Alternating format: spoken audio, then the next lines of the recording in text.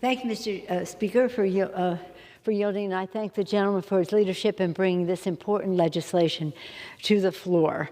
Our veterans, we owe them everything. They make us the home of the brave, the land of the free. They protect our democracy. They and their families make us so very, very proud.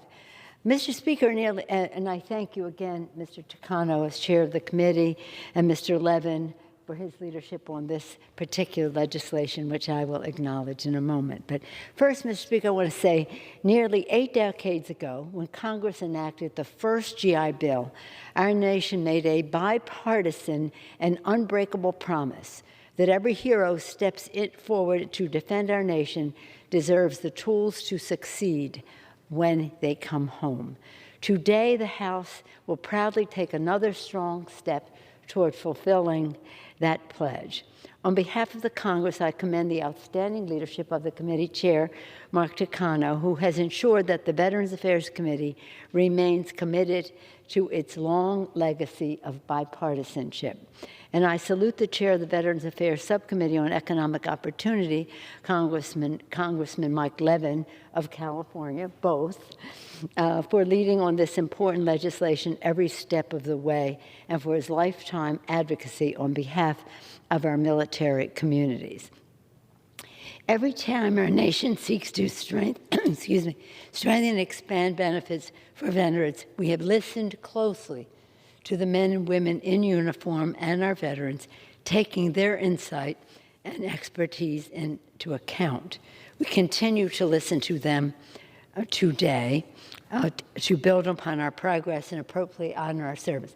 On a regular basis, we have a meeting with our veteran service organizations. The American Legion is very much a part of that, as well as other groups reflecting our involvement in other wars since World War II. And that's where we still have a few veterans from then. What's interesting about this legislation today, to me, is that, again, it sprang from listening to our men and women in uniform and our veterans as to what their needs are.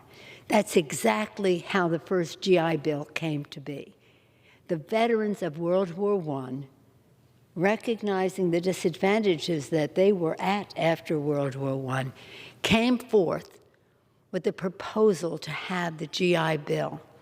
So this was passed and signed by Franklin Roosevelt during World War II at the suggestion of veterans of World War I. During the dark days of the Second World War, and after listening to the calls of the brave veterans of World War I, President Roosevelt made clear the urgent moral imperative of supporting our returning soldiers. In a message to Congress in November 1943, he said, "The members of the armed forces have been compelled to make greater economic sacrifice and every other kind of sacrifice than the rest of us, and they are entitled to definite action to help take care of their special problems." The President said that. I'm very proud that my father was in this chamber as Thomas D'Alessandro, a member of Congress from Baltimore, when he said that his brother would be lost shortly thereafter in battle leading up to the Battle of the Bulge.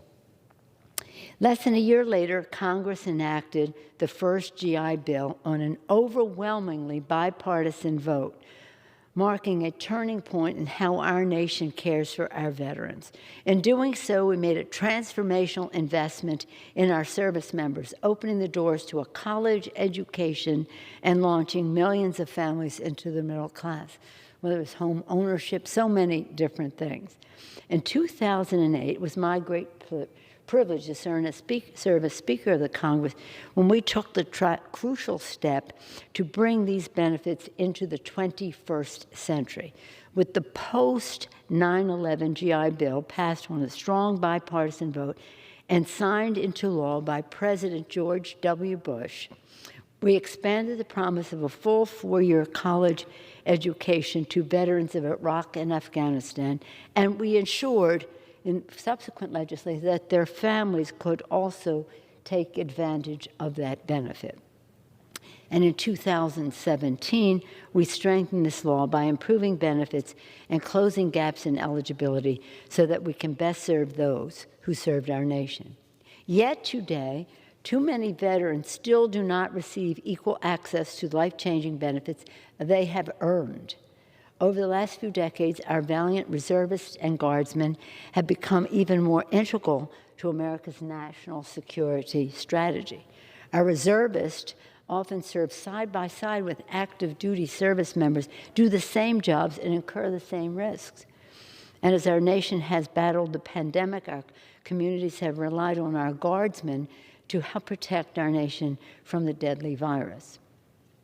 These heroes are essential to keeping our families and our nation safe, but current law falls short of delivering the benefits they deserve. With the Guard and Reserve G.I. Bill Parity Act, we will ensure that every day that our reservists and guardsmen heroes that serve in uniform will count toward their GI benefits. And in doing so, we will lift up hundreds of thousands of current and future veterans across the nation so that they too will have the opportunity they need to thrive in the 21st century economy. Let me be clear, ensuring every service member has equal access to hard-earned benefits is an issue of fairness. When the House passes this legislation today, we will build on a proud bipartisan progress forged by generations of lawmakers in this chamber and in the Senate as well.